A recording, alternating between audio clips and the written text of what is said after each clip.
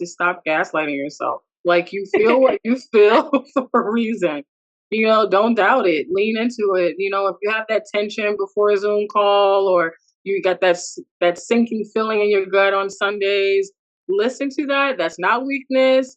That's not worry. That's your inner wisdom calling. And I really do challenge you to listen to it, because it will help you get on the path to, greater purpose driven living, and you're having a purpose driven career, and that's ultimately what we all want and need.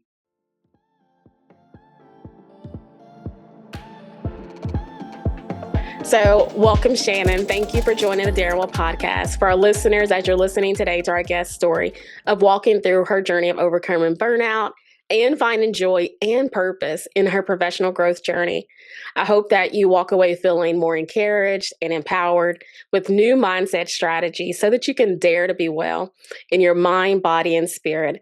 So, again, welcome, Shannon. So glad to have you. Thank you for joining the Darren Well podcast. So before we jump into your share today, can you share a little bit more about your professional expertise, your background? And so you say that you're an author, you say that you're a career alignment architect and a trainer. So all of that's like a big tongue twister, but so share more about that, and what's your why? Like, what inspired you to be all of those beautiful things? Yeah, absolutely. Well, first, Rita, thank you so much for having me on the Daring Well podcast. I love the name. I just feel it's so aligned with a lot of the things that I've had to do throughout my career journey. And you really do have to have a level of courage to prioritize your well being and your mindset. So I'm really honored to be here. So a little bit about me. Yeah, my background is it's definitely varied. In my day job, I am a trainer, so I focus on employee development, leadership development, and yes, I wrote a book. And I wrote a book to kind of encapsulate a lot of my career transitions and the career journey. And then with the career alignment architect thing, that's not really a name that you just wake up and say, oh, I want to be a career alignment architect. Right. It's really not a title you just wake up and aspire to. But that title really just came out of necessity, because to your point, when you mentioned the journey of burnout, and um, I found myself in roles that didn't fit, not once but several times throughout my career. Yeah. And the work that I needed to do in order to course correct that misalignment, the name just clicked, because people started reaching out to me, because I started writing about my experience and what I had learned about burnout, not the type that comes from overwork, but the type that comes from working on the wrong things and working against Mm. yourself. And so people started to see themselves in my words, and they didn't even know that misalignment burnout was a thing. And so it all kind of clicked. And I was like, you know what, that name kind of has a ring to it. So I just stuck with it. I love that it's so unique. I mean, everybody's a coach these days, but I love Right. that it really kind of specializes yourself and your expertise. So I love that about you. So, well, awesome. Can you share more about the four step blueprint for the purpose driven life? And I understand that you've actually developed that to more of a 6 step. So share more about that evolution for us. Yeah, absolutely. So the blueprint that I teach is called the Align and Thrive method. And it actually began in my journal. Over the years, just jotting down my mind dumps at the end of the night, or Yeah. sometimes I would have like voice notes throughout the day as things would come to me. And it was really just me trying to capture, the things that I was good at, the things that I didn't like doing, the things that I cared about, and the things that I was afraid to admit to myself that I wanted, or acknowledging the things I was pretending that didn't matter to me. Like, oh, you Wow. know, having more time freedom is not really that important. Like, are we being honest with ourselves Mm, there? And that's an so important piece. I don't think we're honest enough with what we want. we are not. We don't give ourselves time or space for that. We like we were talking about before, we get so caught up in, doing what we have to do and being that responsible adult, or all of the things, and filling out so many roles to cater to so many different expectations, we kind of forget ourselves and, what's our deepest desire. So the journal was really the place where all that stuff was being dumped into. And so as time went on, I kind of started noticing patterns. And those patterns kind of turned into principles that I started to build my career around. And then those principles kind of came a framework and so on. So it kind of like just unfolded on its own. And so yes, it did start out with 4 steps. But then I started making changes in my own career. Actually, just resigned from my current job because I recognized it wasn't aligned with my goals and my strengths and things like that. And so then the light bulb came again, and I was like, what, I need to add 2 more steps. So here's the kind of the overall blueprint. So the Align and Thrive method first starts out with you assessing your misalignment, like acknowledging where things aren't clicking or where things don't fit. So being Then honest with yourself, getting being honest with yourself. real. Yeah, giving yourself some truth time. So Yeah. then once you have that honesty foundation set, you move on to excavating the beliefs and the behaviors that no longer serve you. And I think this is a really Mhm. important step that we don't really do as well. We have to come to terms with what beliefs have we inherited and what beliefs are we forming from our current experiences and the experiences that we want to have. Um, so once that's settled, then we move on to envisioning a new definition of success and what our future looks like. And I think that part is very important too, because again, we get into the rat race, we get into routines, and we don't take enough time to pause to say, what do we want and what do we want our future to look like, or who do we want to be in the future? Because that's that growth element. Like, we don't want to be stagnant. We want to grow into, a more fuller version of ourselves that honors our strengths and our values. Um, then we So move. like a growth mindset.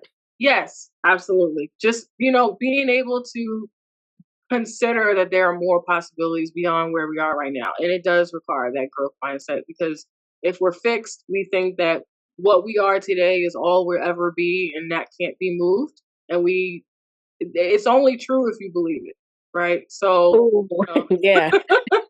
It's only true if you believe it. That there, right yeah. there. Yeah. Like, I live by that. So then after you've envisioned what's possible, your new future or what have you, then you start to design the path that's going to lead to that better fit.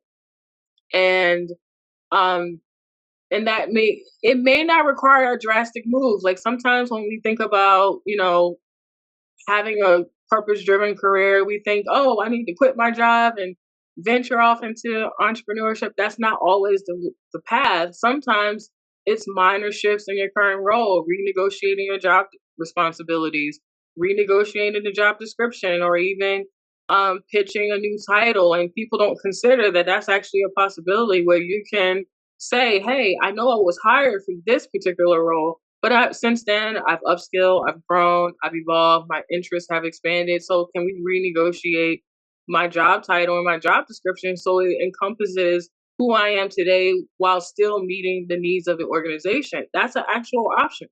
So Wow. I never thought about that too, because I think yes, sometimes we job hop to get yes. that need met, but we can stay at our current job, our current employer, just to get that need met. I love that. That's powerful. Yes, yes. And think about how much time and energy and years you may have invested with the employer. And if everything is normal, like minus a toxic workplace or any of those elements, and you genuinely like the people you work with, and you genuinely like the organization and the work that you do, why not try something like that rather than feeling like you have to start from scratch? And I think a lot of professionals who are mid-level, because that's typically the people I work with, they're managers or they're directors or they are, advanced individual contributors. They've invested a lot of time, money, resources, and energy in their path, and they don't want to feel like they have to start over in order to achieve career fulfillment or, career alignment. So one of the things that typically happens when they start to work with me is they recognize like, oh, I didn't have to do all of that. I could just make minor shifts. Absolutely. So just So pivoting. instead of like the drastic pivot. Now, in some situations, it's necessary. Like in my career journey in the beginning, I did have to make a pivot to that degree where I moved from call center customer service to instructional design. So that was a total career change. But that was because the career I was in just was not in alignment with anything that I did naturally well. So sometimes it's necessary, but oftentimes it's not. That's good to know. That's good to Yeah. know. So then the last two steps, which I recently added, are reconstructing your career with clarity. And this is something that I recently had to do because, we typically go through major changes in our lives about every 7 years or so. And I've been in my current role for about 5 years. And I think around 2023 was when I started to feel the gravity of, I think it's time for me to shift. And I did follow my advice and try to negotiate the job description and all that stuff, but there wasn't any wiggle room there. So then I had to then reconstruct my career path with the clarity that I had about where I am now and where I want to go. And so, I reevaluated my strengths, my values, and, sometimes those values shift over time, just as you grow and evolve and learn. And then where I wanted to be in the future, like who I wanted to become, and certain experiences I wanted to have, I realized I needed to do a little bit more reconstruction. So that led to me looking for other opportunities, landing a new opportunity, and then now, planning my transition in the next couple weeks. So the reconstruction part is really an element to help you with that clarity. Like, when do you need to totally reconstruct and when do you just need to do maybe a slight redesign? And then Mm. the final step is anchoring. So you want to make sure that after you've done all this work, you have a plan in place to make it sustainable so that those changes last and it also doesn't impede your well-being in the process. So that's the blueprint. Wow, that's awesome. I love it. I love the idea about reconstructing versus redesigning because sometimes we, as the old saying is, like we throw out everything, including the baby in the bath water, and it's just like, no, not necessarily, not Right. always, Right. not always. Absolutely. Yeah, Yeah. yeah. It's a very So important distinction. what's that? I'm sorry. It's a very important distinction, because you don't want to just upheave your whole entire life just because you want to make some changes. Yeah, yeah. Let's talk a little bit about like career identity and all these different pivots that we need to make when you think about like kind of reflecting and digging deep to your core, like your truth, like what you want, what you need. Um, as you think about alignment. So what does that look like when you think about the people that are experiencing layoffs and especially given the recent economy and the Yeah. market? Yeah, my heart goes out to everyone who's in the throes of job searching and, unexpected layoffs. It is definitely one of those things that can turn your life upside down. I've experienced, my share of layoffs and it's never easy. It's definitely emotionally and mentally overwhelming. And I think that those transition points or those like I call like crossroad moments where you gotta pause for a moment and say, okay, what direction do I go now? I think those are the perfect time for you to reevaluate what's most important to you. Who do you want to be from this Yeah. point forward, and what do you want to be doing? Because although the layoffs and the uncertainty that we're in right now is definitely unnerving, stressful. I think that the silver lining of it all is that it does give us an opportunity to reflect and reassess. And then we can build something more purposeful, more, in alignment with who we are becoming. And then we set ourselves up for a better future. So I try to look at the bright side of it. I know that it's not all, roses and flowers, but I think it's important to try to see the silver lining in all the negativity to keep ourselves grounded and to keep our mental health in check because if we just allow ourselves to let the negativity overtake us. How do we find a light at the end of the tunnel for ourselves? That's deep. That's true. That's true.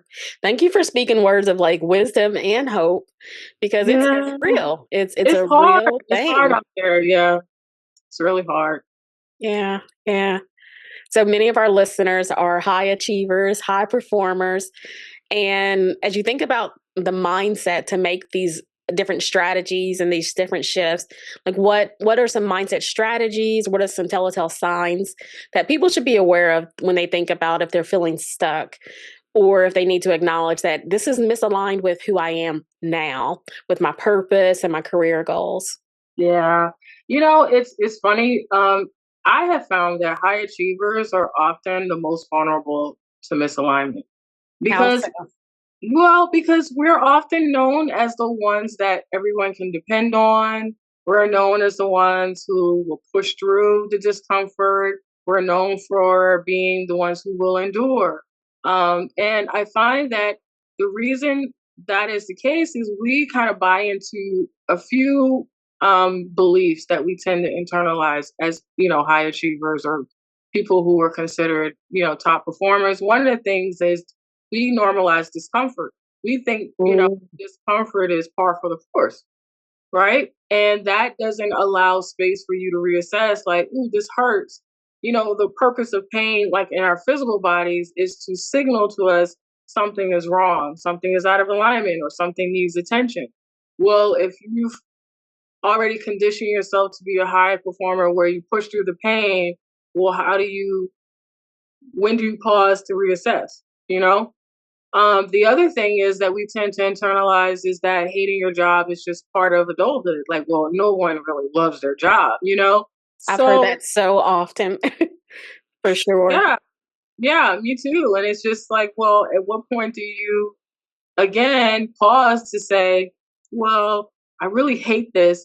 So should I be doing something else? Why do I hate it? Is it because it's not aligned with my strengths? Am I feeling overlooked, unseen, underutilized?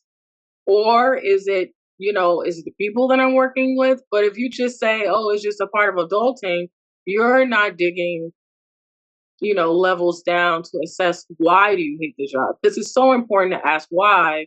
And that's kind of a strategy in my line of work with the five whys. Like if you present a problem and you ask why, then you answer it, and then you ask why of that, and that continues to go deeper to give you to the root cause. So I think that when you start to feel the discomfort or dissatisfaction in your role, that's the biggest question you should ask of yourself is the why. Are you internalizing those beliefs we just talked about that is maybe driving you to overlook some things that needs your attention? And another one that I've heard a lot is, well, I should just be grateful because other people have it worse. Because we could be comparing ourselves to, oh, well, at least I'm not the federal employees that are lost their jobs and this, that, and Yeah. the third. And so who am I to complain if I'm not experiencing that issue? Is like their challenge does not negate your reality. Like you still should make sure that you position yourself to be in the best position possible for your strengths, your values, and your goals to be in alignment with your work. That's powerful. That's powerful. Yeah, I love that talk about thinking about the belief systems. I love thinking about like the pain. The pain Hmm. is the signal. Like we don't have to dismiss it. And it doesn't mean nothing is wrong. I mean, there Right. is pain involved in growth, but Hmm. if I'm continually to push through, I think that's the thing that I love to hear you say is like we just keep pushing through, thinking like this is all that I have, and not really tapping into my wants, my needs, my desires, and how those shift as our Yeah. family grows, as our life, as we continue to evolve, like those kinds of things. So yeah, Yeah. pain is a signal. I love that. Yeah. Now, there are a few signs that I would say when it comes to if you're actually experiencing misalignment. And one of the telltale signs for me that I think is pretty common for others as well is like if you're physically in your role, like you're physically at work, you're in your role, but yet you're mentally and emotionally checked out. Mm, Normally, there is a mismatch, right? Either you don't value what you're doing, maybe it's not aligned with what you are best at and what you're naturally good at, or perhaps you go to bed at a decent hour, but yet you still wake up exhausted. That's another signal that maybe something is off. Or if you feel like your strengths or your values are or overlooked, compromised, or underutilized, then normally we're entering in a territory where misalignment is probably the culprit. And then the big one is if you take time off, let's say you go on a vacation and then you come back to work and you feel worse, yeah, you're probably misaligned. Yeah, I think that one's a good one too. It's like I need to take vacation and I still can't unwind. I still can't relax. I still can't Yep. enjoy my vacation, my time off. Mhm. Yeah. Yeah. Yeah. The other piece is thinking about the quiet quitting. It's like I'm physically Yeah. here, but I'm not, like you said, I'm emotionally checked out. I'm not doing anything. I'm not giving any ideas. I'm not showing up for myself, but I'm also not showing up for the company. You know Mhm. what I mean? It's like Mhm. I'm getting paid, like there's supposed to be an exchange. Right. And Yeah. so since I feel undervalued, then I'm not going to show up and I'm just going to quietly quit and I'm just going to quietly disregard again what I need. So Mhm. I love your path of digging deep. The five whys. I love that. I love that. Yeah. It's really helpful. Yeah. As we start to wrap up, I'm enjoying our conversation. I think it's so Me too. needed at the time that we're in right now. And so, as Mhm. you think about words of wisdom as we wrap up, what is maybe one or two small nuggets that you think listeners can do to take a step forward when they're feeling stuck or they're feeling misaligned? Yeah, I think that one of the things that I would want listeners to take away is to stop gaslighting yourself. Like you feel what you feel for a reason. Don't doubt it. Lean into it. If you have that tension before a Zoom call or you got that sinking feeling in your gut on Sundays, listen to that. That's not weakness. That's not worry. That's your inner wisdom calling. And I really do challenge you to listen to it because it will help you get on the path to greater purpose driven living and you're having a purpose driven career, and that's ultimately what we all want and need, right? So I would challenge you to listen to those things, start writing those things down, writing what are you tolerating, what parts of your job is energizing and what parts of your job is draining, and just really being honest with yourself. Don't edit yourself, don't judge yourself, just get it all out on paper, and give yourself a little truth time so that you can get clear and Yeah. start moving down the path that you really deserve to be in. Yeah. I think that's a beautiful path to just be to honor yourself, yourself, Hmm. your journey, and then Hmm. the purpose that's deep within you. I think that's really powerful. That's what I love about your model. I mean, there's so many models out there about Yeah, they professional are. development and growth, but I love your heart. I love your energy. I love the simplicity of it too. It's just like of reflecting and digging deep, but being strategic. I think that's the Hmm. important thing too. Yeah. Hmm. Yeah, I look at it as soul work. No, I'm not really about like chasing the job titles or yeah, the money is great or whatever, but ultimately I think that we all deserve to do work that not only pays the bills but reflects who we are at the core and what we do best. Because that's where you're going to get the most satisfaction and that's where you're going to stay on the path of purpose. So that's what's most important to me. Absolutely, absolutely. Well, thank you again, Shannon. Thank you so much for joining. Thank you so much for sharing your heart, your words of wisdom, and your simplicity of kind of career growth and professional growth as well. I think that's really really important. Absolutely. Well, thank you so much for having me. It was such a pleasure sharing with you and your listeners. Absolutely, absolutely. All right, guys, have a beautiful day. Take care and keep living, loving, and daring well. Take care. God bless.